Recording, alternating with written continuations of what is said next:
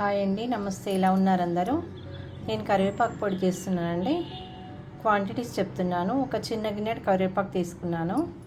తర్వాత ఎండుమిర్చి, శనగపప్పు, మినపప్పు, ధనియాలు, మినపప్పు, శనగపప్పు వేగిపోయాయండి. ఇప్పుడు ఎండుమిర్చి వేసుకుందాము. మంచిగా వేపుకోవాలండి. మనం వేయించుకున్నవన్నీ ఇందులో వేసానండి ప్లేట్లో. చల్లారిన తర్వాత మిక్సీ పట్టుకుందాం. అవన్నీ వేయించుకొని పక్కన పెట్టుకున్నాం కదండి. ఇప్పుడు నెయ్యి వేసుకుంటున్నాను కరివేపాకు వేయించుకోవడానికి. కరివేపాకు వేస్తున్నానండి. కరివేపాకు మంచిగా వేపుకుందామండి.